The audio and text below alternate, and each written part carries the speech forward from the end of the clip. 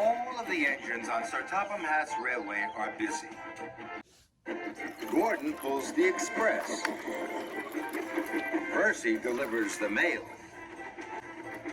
And Thomas puffs and shoves cheerfully on his branch line.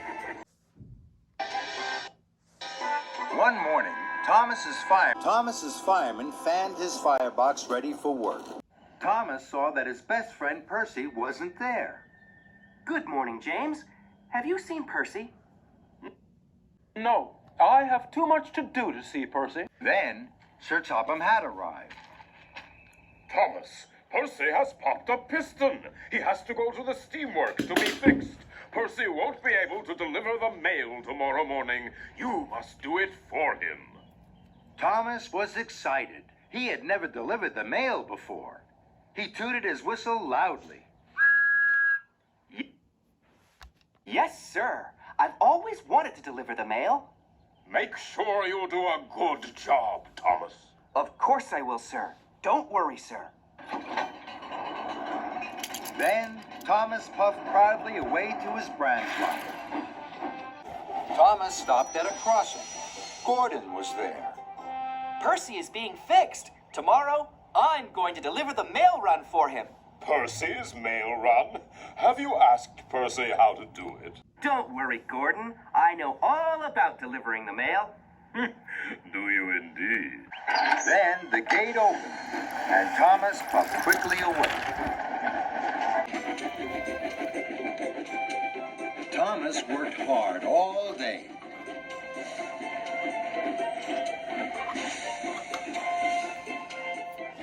That night, he went to see Percy at the steamworks. Percy didn't look happy. Is your piston fixed, Percy? No, it's still broken. Don't worry.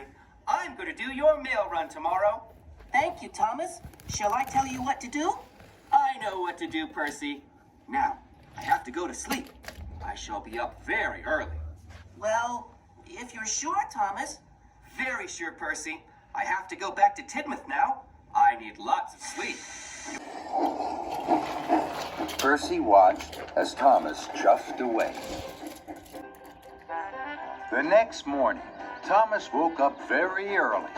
He felt very proud to be pulling the mail trucks.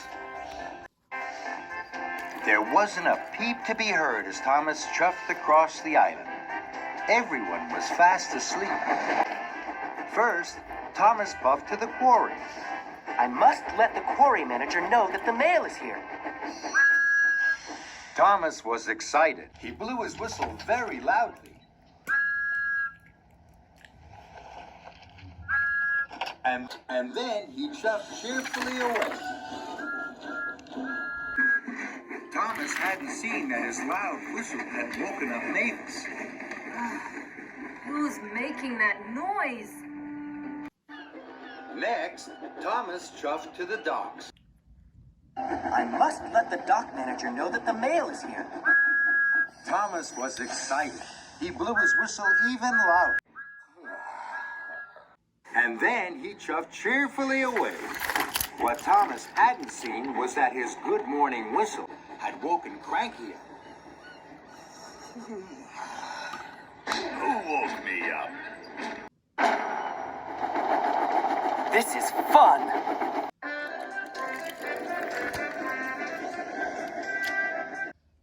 Lastly, Thomas steamed into the steamworks. I must let the steamworks manager know that the mail is here. Thomas was so excited, he blew his whistle louder than ever.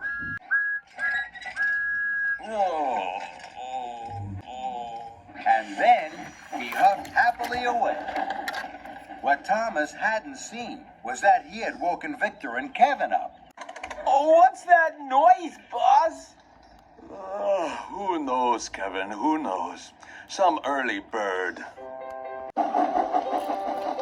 Thomas worked hard all morning. Everywhere Thomas went, he blew his whistle loudly.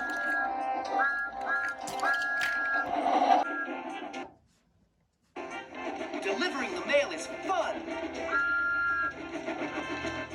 Soon, Thomas had delivered all the mail. It was time for him to puff back to Tidmouth Sheds for a rest. As Thomas passed through the quarry, he saw Mavis. Her freight cars were being loaded with slate. Then there was trouble. Mavis hadn't lined up her freight cars under the hopper. Slate spilled everywhere. That's strange. Mavis never makes mistakes. What Thomas didn't see was that Mavis was fast asleep under the hopper. That's why she had put the freight cars in the wrong place. Next, Thomas passed through the docks. Cranky was unloading some big crates from a ship. Then there was trouble. Cranky dropped the crates. They fell to the ground with a smash and a crash. That's strange. Cranky never makes mistakes. What Thomas didn't see was that Cranky had fallen fast asleep. That's why he had dropped the crates. Thomas pulled into Tidmouth Sheds. He wanted to tell Percy all about the mail delivery, but Percy wasn't there. Sir Topham Hatt was there. He was cross. Someone woke Mavis up too early by tooting too loudly on their whistle. Then someone woke up Cranky at the docks and Victor at the steamworks. Now they have all made silly mistakes. Thomas knew he had woken everyone up with his cheerful whistle. He felt terrible. I'm very sorry, sir. It was me. Then, Thomas, as Percy is still not fixed, you must do a better job tomorrow. I will, sir. I promise, sir. Then Gordon arrived. He had heard all about Thomas's trouble with the mail run. You were right, Gordon. Delivering the mail is a hard job. I should have asked Percy what to do. And this time, I will. That evening, Thomas visited Percy at the steamworks. He asked him all about delivering the mail. And Percy told him all about being quiet. The next morning, Thomas set off early, pulling the mail cars. He stopped at the quarry. This time, he didn't blow his whistle.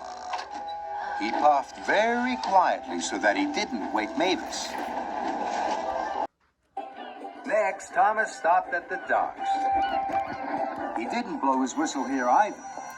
And he didn't wake Cranky up.